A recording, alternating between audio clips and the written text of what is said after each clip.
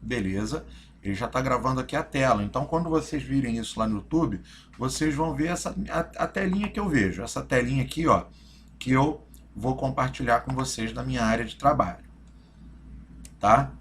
Que vocês vão ver lá no YouTube. Vão ver essa tela aqui, não vão ver aquela tela que vocês veem maiorzinha, né? Que o Teams ajusta para vocês, tá? Então vamos lá. Hoje, nosso primeiro encontro, dia 18 de agosto, primeiro encontro de prática jurídica simulada do trabalho. Né? Já fizemos um bate-papo prévio no início do encontro de hoje, né? Até para esperar a galera logar. O tema de hoje é conhecer os elementos da peça processual de reclamação trabalhista. E aí, repetindo agora, porque está gravando, né? Esse semestre vamos ver aí uma reclamação trabalhista, vamos ver contestação, vamos ver embargos de declaração voltados a uma decisão, né, de natureza trabalhista, e vamos ver pelo menos aí também o recurso ordinário.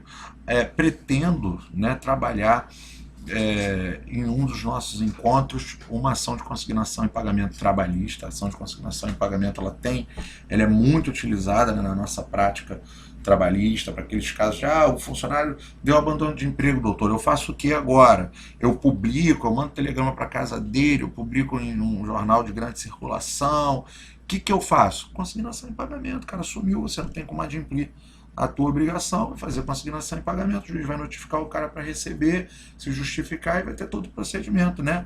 O regular processo legal, o devido processo legal estabelecido para aquela hipótese, bem tranquilo desse jeito, tá? Eu me lembro que eu comecei a advogar, um dos caras que eu trabalhei para ele, comecei a advogar, como tive um escritório assim que saí da faculdade de um anozinho, depois eu comecei a trabalhar de advogado empregado, ele não sabia o que fazia, ele falava, não, publica no dia, publica, manda um telegrama de conteúdo aberto, e eu achava aquilo tudo muito estranho, né?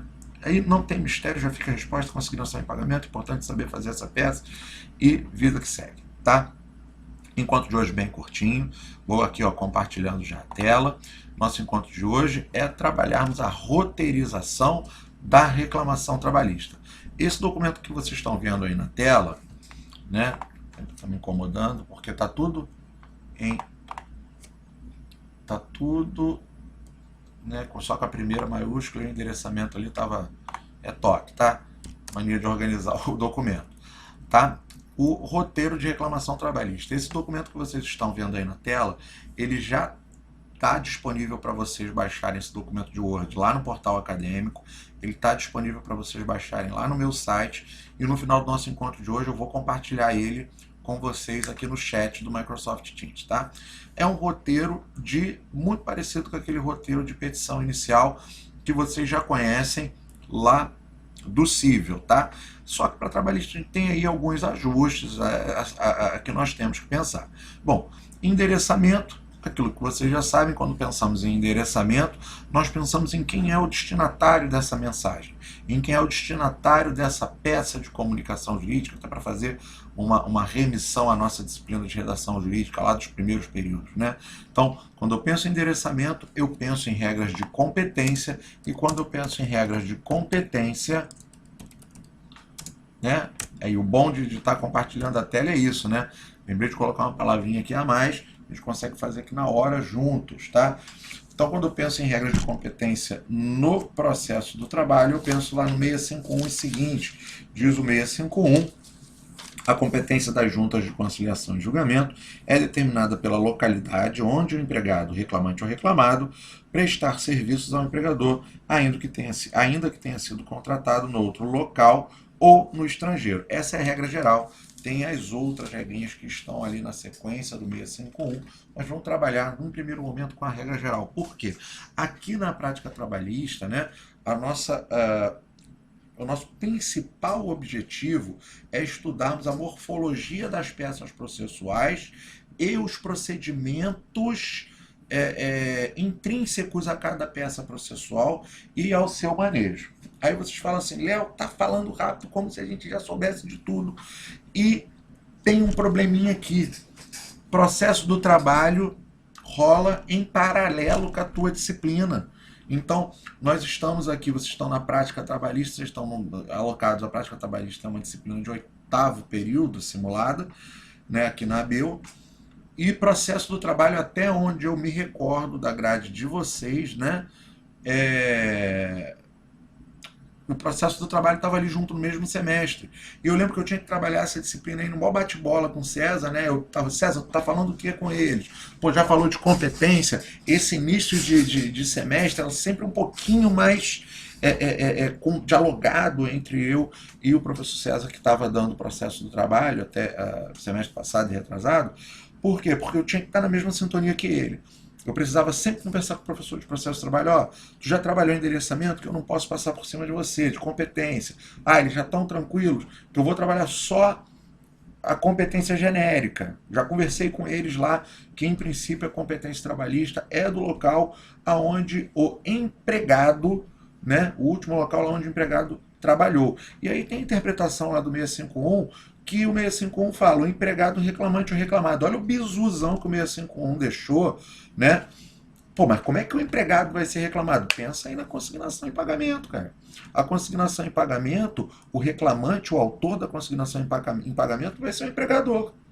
O empregado vai ser o réu, vai ser o reclamado, tá certo? Vai figurar lá no polo passivo, sendo chamado a receber aquele dinheiro que ele deixou para trás, tá?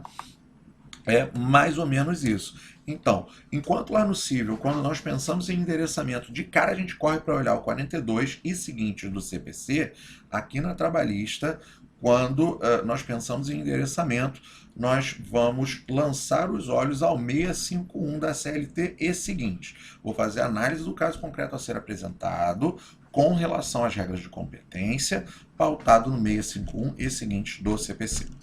Outra questão que eu quero sinalizar aqui para vocês, tá? Eu vou descer aqui, vou colocar aqui um exemplo, melhorando aqui um pouquinho o nosso material. Não se preocupem, você vai pensar assim, pô, mas ele falou que já postou esse material no site, no portal, agora ele está aumentando, o que está no site e no portal vai estar diferente? Não se preocupem. Assim que eu terminar a aula, eu vou compartilhar esse material com vocês. Eu apago o que está no portal e coloco atualizado. Eu apago o que está no meu site e coloco atualizado. Não se preocupem com isso, tá? Esse exemplo eu quero colocar por quê? Porque em alguns manuais vocês vão ver lá o exemplo de endereçamento escrito assim: ao juízo da vara do trabalho tal, tal, tal. Ao juízo da vara civil tal, tal, tal. Beleza, eu uso aqui para preparar a aula, as aulas de prática. Deixa eu voltar aqui para a tela do Teams para ver se vocês vão conseguir me enxergar, tá? Não reparem na bagunça do meu quarto agora não, hein? Que eu preciso tirar esse efeito aqui de fundo, senão vocês não vão conseguir enxergar os livros, tá? Eu uso para preparar aula para vocês, não é propaganda, porque eu não ganho nada com isso, muito pelo contrário, essa live há muito tempo não manda nada para mim, né? Eu tenho que comprá-la do meu bolso. Então eu uso esses caras aqui, tá vendo? Ó, eu tenho um para civil, penal e trabalho, que são os que eu uso. Por quê? Porque eles são aqui, ó. Essa coleção é toda focada na prova da OAB, na segunda fase da prova da OAB. Por que eu estou me justificando e mostrei os livros? Deixa eu esconder aqui o meu cantinho de novo, né? Por que eu estou falando isso para vocês? Porque bom, o programa não quer me esconder de novo, deixa eu aqui aparecendo então. Por que eu estou falando isso para vocês? Porque naqueles livros, em todos os 3 livros, o autor sugere que nós façamos o endereçamento da seguinte forma, assim, ó, excelentíssimo, da maneira tradicional. Senhor, doutor, juiz, é vara trabalhista, é uma vara federal especializada. Juiz federal é um exemplo. Então vou colocar aqui vou colocar nossa Nilópolis, tá? Da primeira vara do trabalho de Nilópolis, Rio, Estado do Rio de Janeiro. Sempre lembrando, nunca abreviar. Eu tenho caixa alta aqui. Beleza, tá? Sempre lembrando isso daqui, ó. Nunca abreviar. Por quê? eventualmente o avaliador do exame de ordem vai te tirar pontos se você abreviar. Então, falando no roteiro de reclamação trabalhista, primeiro elemento da roteirização da nossa peça é o endereçamento e recomendo que vocês foquem nessa fórmula, porque ela sempre vai dar certo e é ela que consta da maioria dos gabaritos do padrão de correção do exame de ordem. Lembrando que no exame de ordem, depois que passa, tem lá um padrão de resposta, que é o gabarito que fica acessível lá para o aluno, tem o padrão de correção, que é a ficha de correção, né, básica que os avaliadores recebem, e tem uma outra informação, que essa normalmente não fica pública, né, que são os, agora não vou lembrar o nome certinho que usa, mas são parâmetros de correção. São algumas orientações que os avaliadores recebem com relação aos elementos mínimos para avaliação, sobre o uso correto da norma, sobre se ele tem que tirar ponto e quantos pontos, quantos décimos, por erro de português, por abreviações e tudo mais. A questão é, o caso concreto, a peça processual dentro do exame de ordem, ela vale 5 pontos na segunda fase. Metade da prova da segunda fase. Então, se você perde um elemento de avaliação que vale meio ponto, tu já perdeu 10% da prova. Tá? 10% da prova de peça processual, 5% da nota global. Então, é muito delicado cada décimo que você disputa ali na segunda fase do exame de ordem, ele é muito delicado, ele tem que ser tratado com toda a atenção. Vai ter um momento, lá para o segundo bimestre, né, com tudo já mais estabilizado, que eu vou compartilhar aqui na tela com vocês, né, eu vou buscar lá nos meus arquivos, esse padrãozinho de correção do exame de ordem. Por quê? Para vocês terem ideia de que às vezes elementos simples, cara, coisa boba, como a qualificação de uma parte. Às vezes ali na qualificação da parte tem ele de 40 a 60 décimos para você buscar. Um pouquinho mais do que 10% da tua questão. E coisa assim que você não tem por que errar. Tá? Então aqui nós já falamos aqui alguma coisa sobre o endereçamento. Com relação à qualificação, e aqui eu só estou dando bizu, eu vou voltar em cada um desses elementos de maneira mais aprofundada, né, conforme nossos encontros forem caminhando, encontro da semana que vem e daí por diante, tá? Qualificação do reclamante. Vocês devem ter visto lá no Cível, né, que a qualificação do reclamante, segundo o Código de Processo Civil, ela está lá no artigo 319, em específico, né, no inciso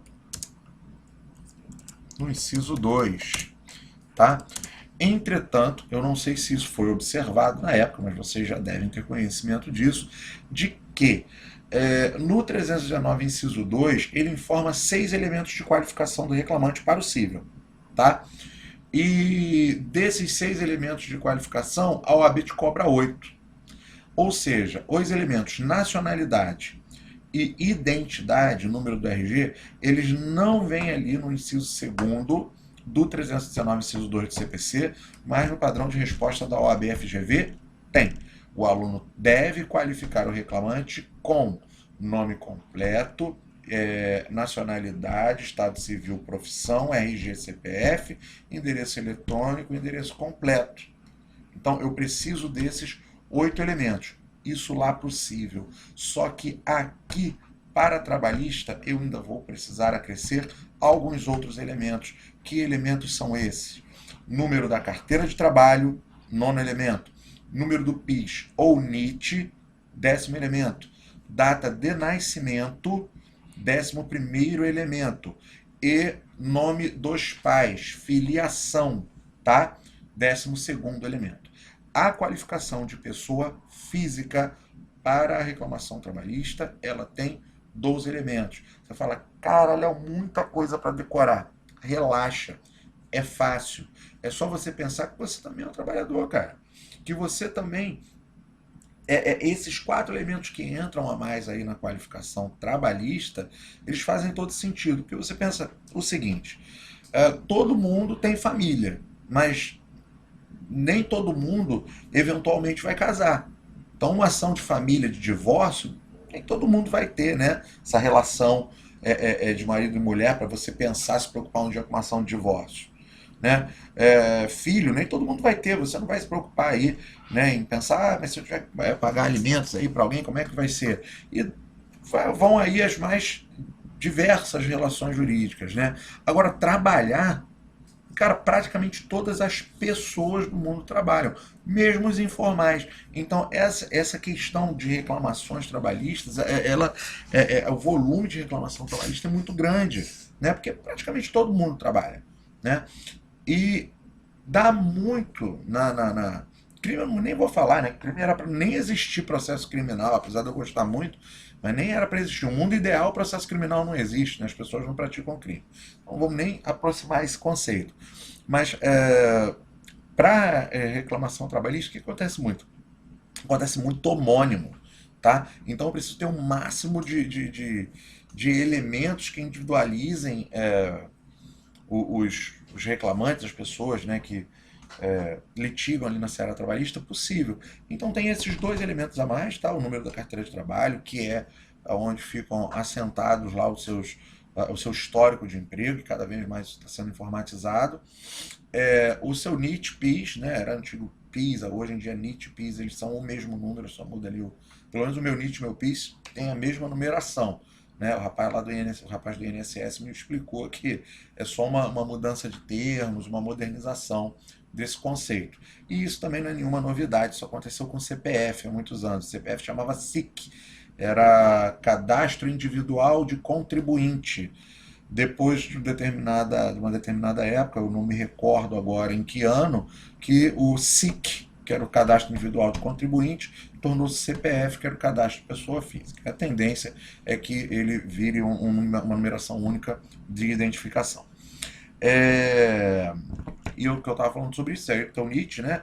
Lembrando que a reclamação trabalhista, gente, depois que ela termina, depois que o empregado recebe tudo, ela vira uma execução previdenciária. Depois que o reclamante termina de receber, resolve tudo. Aí o juiz manda ao responsável jurídico do INSS para que ele verifique se tem verbas de cunho previdenciário a serem executadas daquela reclamação trabalhista. Por quê? Você tem aquele vínculo de emprego que está ali reconhecido, né? Muitas vezes só foi reconhecido em razão daquela reclamação. Você vai estar lá com a tua carteira com esse vínculo de emprego, daqui a alguns anos você vai chegar no INSS querendo aposentar, eles não vão homologar aquela tua carteira, você vai entrar com a ação em Justiça Federal, vai conseguir o provimento, vai conseguir se aposentar depois de muito custo, né? Porque, né, sejamos francos, a justiça ainda é lenta nesse sentido, mas em razão do grande número de processos, acredito eu, né? Mas vai conseguir se aposentar, e aí? E aquele dinheiro que você tinha que ter depositado, o teu empregador tinha que ter recolhido lá para o INSS, que vai compor essa tua nova renda, né? E que não entrou.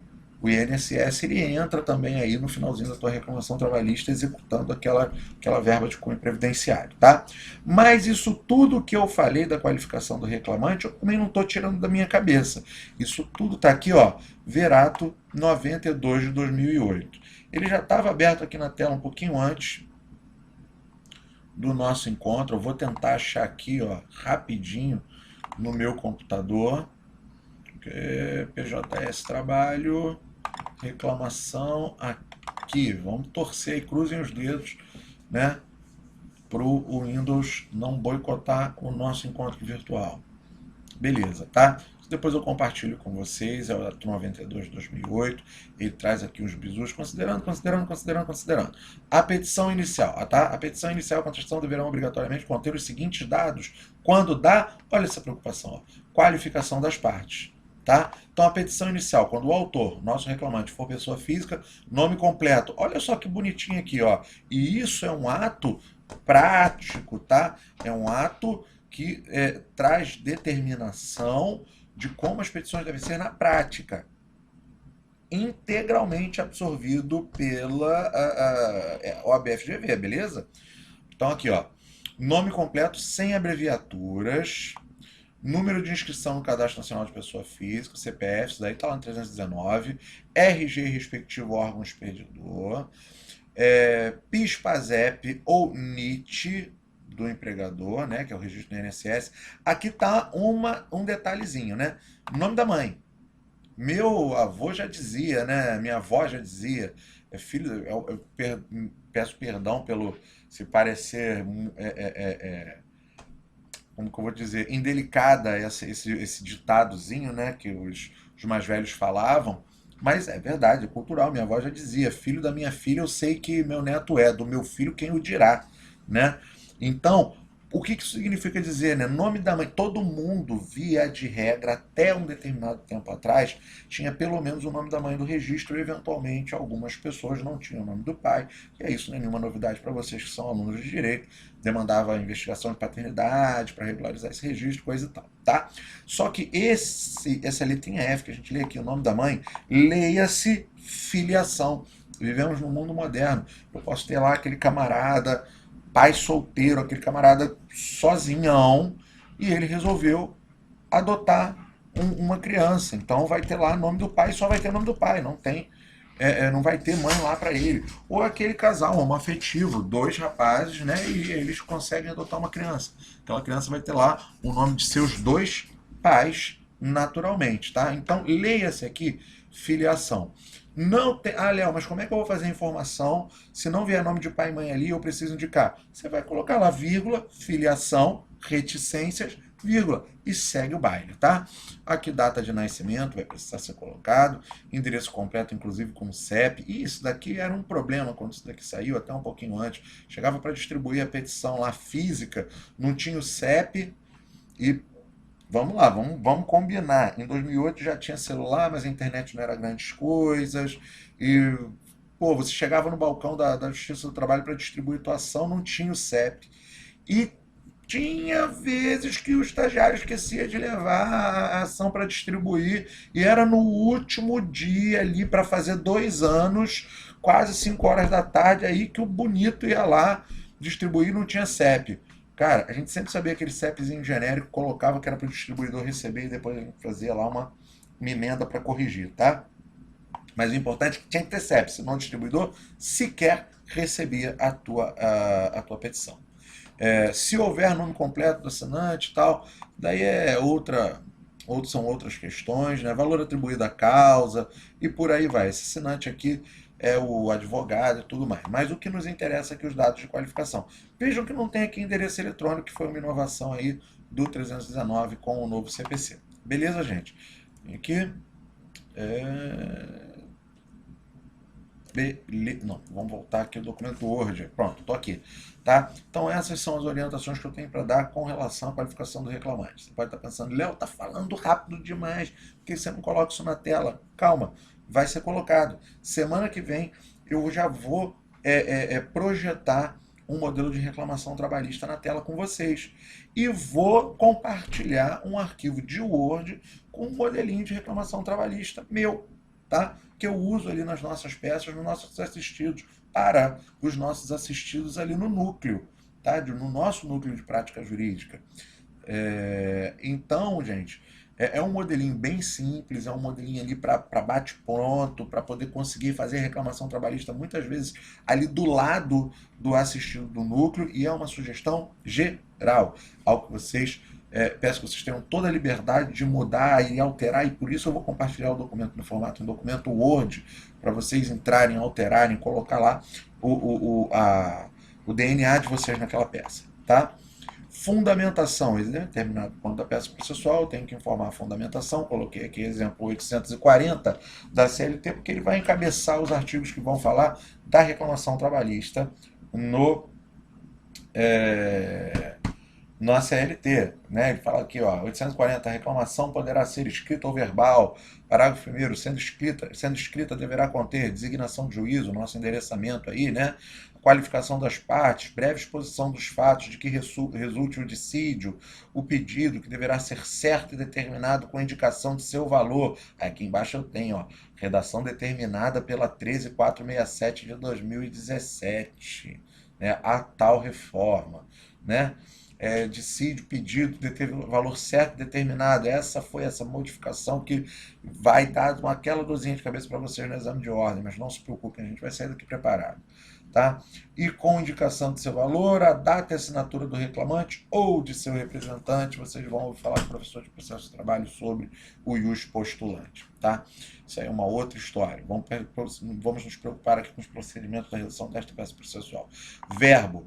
Esse item de preocupação de construção da peça processual, o verbo, vocês não vão achar naqueles livrinhos que eu exibi para vocês. Vocês não vão achar em livro nenhum. Mas eu coloco aqui esse exemplo, o verbo propor. Você vai falar, Léo, mas no escritório do advogado rico, que eu trabalho lá no centro do Rio, ele usa ajuizar a presente reclamação trabalhista. Por que eu uso propor? Para vocês acostumarem que, se for exordial, usa propor. Se for petição inicial, usa propor. Tá? Ah, é um inicial trabalhista, uma reclamação trabalhista. Vem com fulcro no 840, propor a presente reclamação trabalhista. Ah, é uma ação de indenização cível. Vem com fulcro no 319 seguinte do CPC, propor a presente ação de indenização.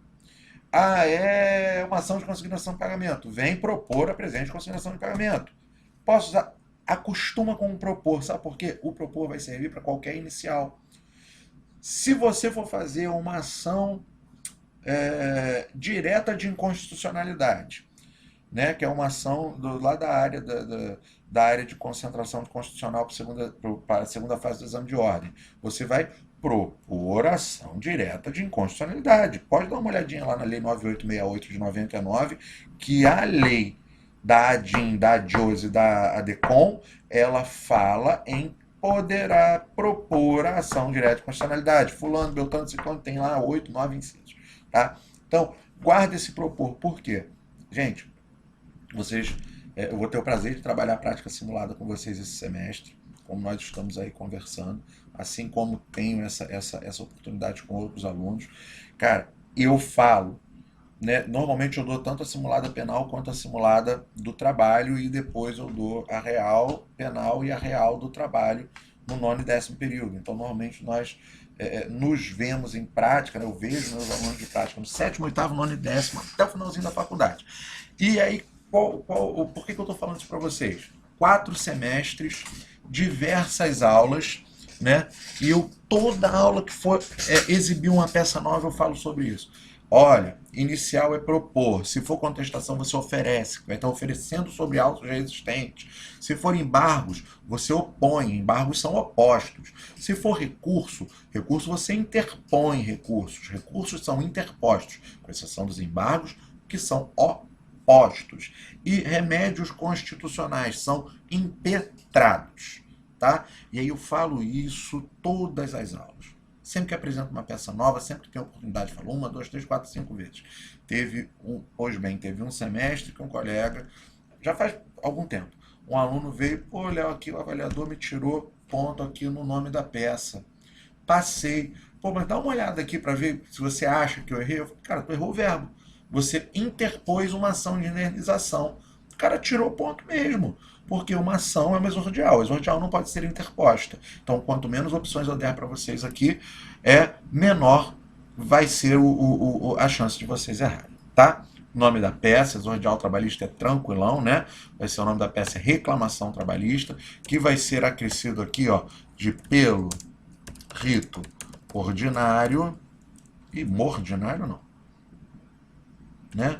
Ou vai ser acrescido de pelo rito sumaríssimo. Sumário caiu em desuso, não cai na OAB, não se preocupem, não vamos nem falar nele, que é para não tumultuar. Tá? Fez um plim aqui que acho que tinha alguém pedindo para entrar, mas o colega já está me ajudando. Tá?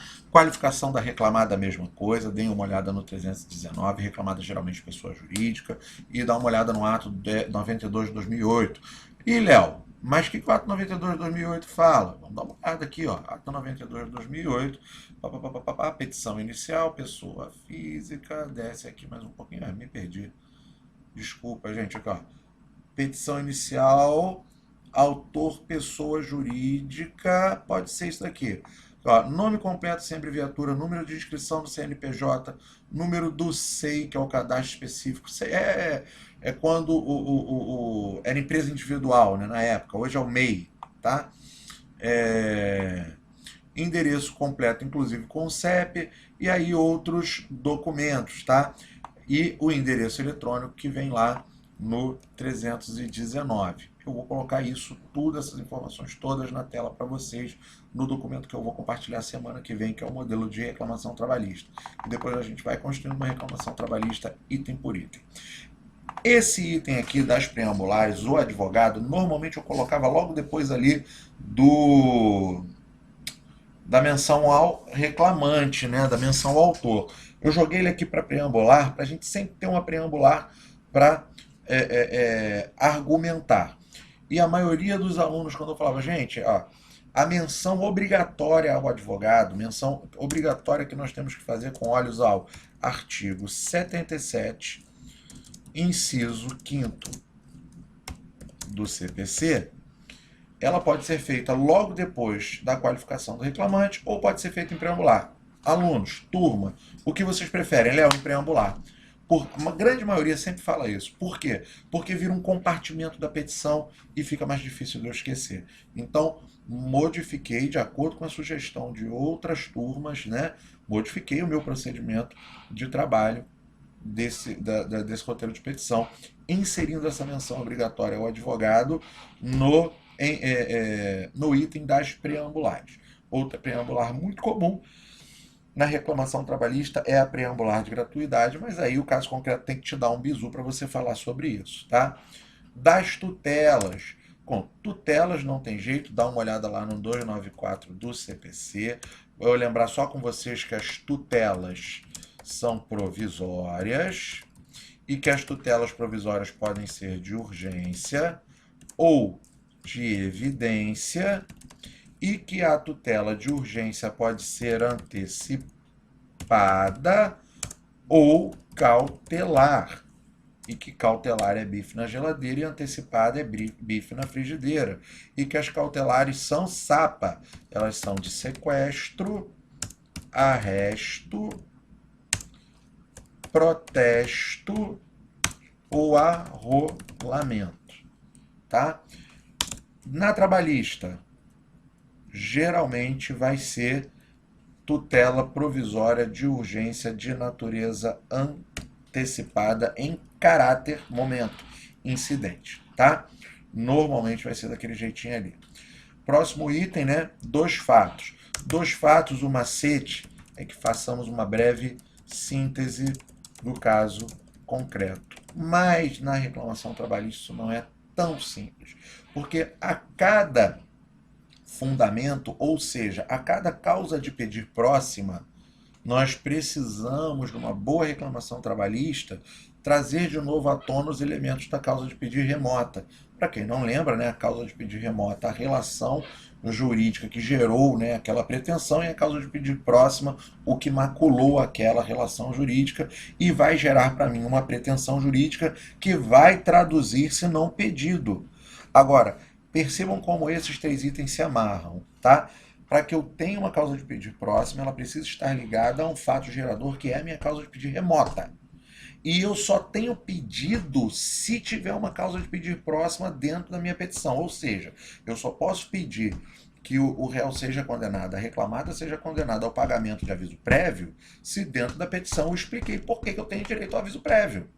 Eu só posso pedir que a reclamada seja condenada a pagar 13º salário do ano de 2019 integral, se eu expliquei dentro da minha petição que o meu reclamante tem direito ao 13º salário de 2019 integral e por quê? Que dia que ele começou a trabalhar? Que dia que findou-se o contrato de trabalho? Recebeu ou não recebeu? Por qual motivo? Né? Então, o que significa dizer? Cada pedido vai ter que estar amarradinho a uma explicação que vai estar no bojo da petição.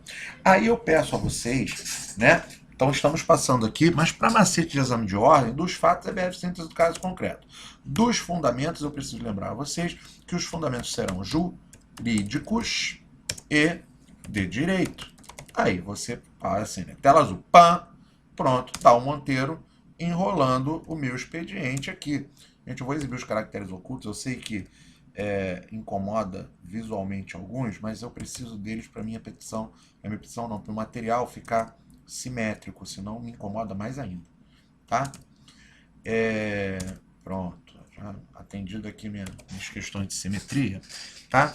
Então, quais são os fundamentos jurídicos? Que diferença é essa de fundamento jurídico para fundamento de direito, Léo? Tá inventando troço para poder bagunçar a minha vida?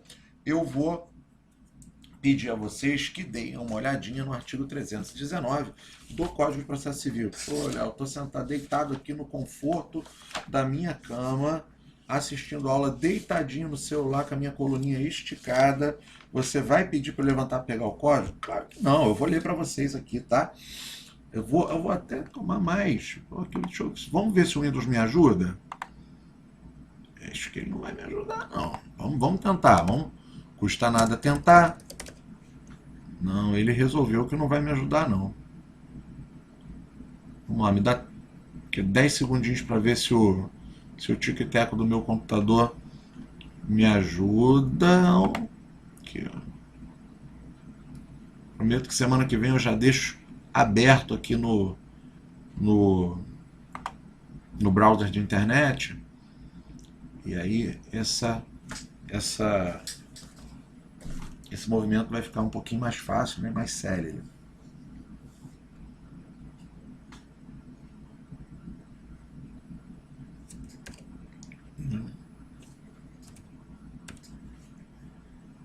Beleza, até que depois que embalou foi, né? Percebam aqui, ó, 319. Daqui é o CPC, tá? A petição inicial indicará juízo e tal, aqui, ó, fato e os fundamentos jurídicos do pedido. Por que o fato e os fundamentos jurídicos do pedido? Lembram lá a teoria tridimensional do Miguel Reale? O que ele fala? Quais são os elementos da teoria tridimensional? Fato, valor e norma.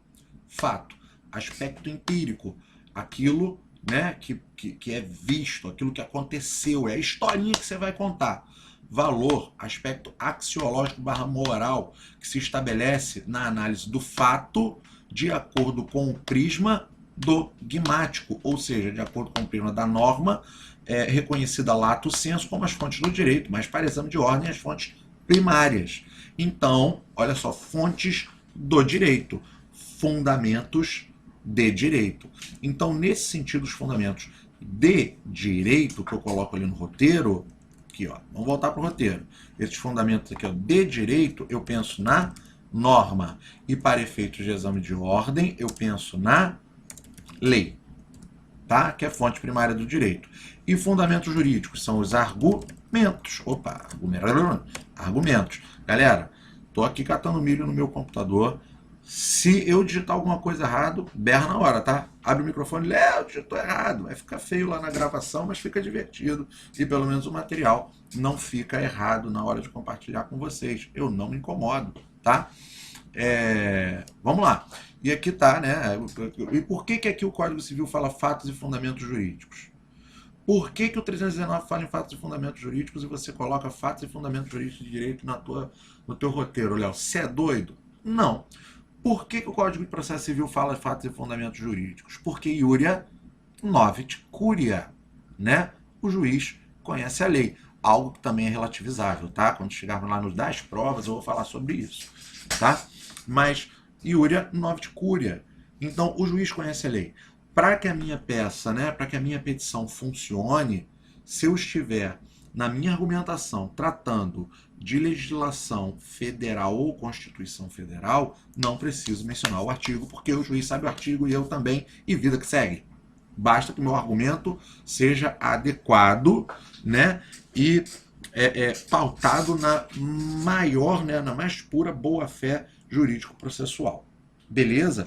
Então, quando ele fala aqui, ó, no inciso 3, que a petição indicará o fato e os fundamentos jurídicos do pedido, significa que a petição indicará causa de pedido próxima e remota, tá?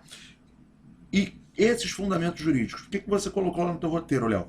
Porque iuria novit curia, mais o avaliador do exame de ordem, não novit curia. Ele não, teoricamente, não conhece a lei. Significa que ele não sabe nada de lei? Não. Significa que se na tua argumentação você não acoplar o artigo que fundamenta aquela tua argumentação, o avaliador vai tirar pontinho. E tem lá no padrão de correção do exame de ordem que a simples menção ao artigo não pontua. Entretanto, se você argumentar e não mencionar o artigo, você vai... Aí interpretação, tá, gente? Não é escrito lá. A interpretação de a simples menção do artigo não pontua é qual? Se você fizer argumentação, mas não mencionar o artigo, você pontua parcialmente. Se você argumentar e linkar com o artigo, você pontua integralmente. Beleza? Vou dar um exemplo aqui das tutelas que os artigos estão mais fresquinhos na minha cabeça. Quando eu argumento lá uma tutela provisória de urgência de natureza antecipada, coloquei ali que eu já olho para o 294, né? E aí, o que eu preciso no mínimo aí, né? Eu preciso, né? Que como é que vai estar minha pontuação?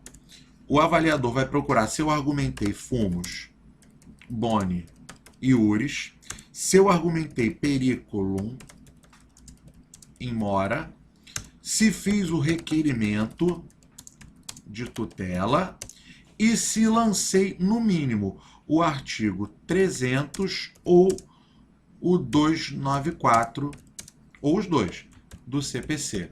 E normalmente esse padrão de resposta vem pontuando aí 2 décimos para o fumos boni iuris, 2 décimos para o periculum in mora, 1 décimo para o requerimento e 1 décimo para o artigo. Ou 1 décimo só para o artigo. 1 décimo, de repente, te obriga a ter que fazer a segunda fase de novo, tá? Então, por isso, né, por essas e outras que eu estou aqui compartilhando esse meu roteiro, né, de petição com vocês, mas também justificando ele item por item, tá? Dos pedidos, como nós vimos lá, né, exegese do artigo 840, parágrafo 1º da CLT, os pedidos serão certos, específicos e líquidos, né?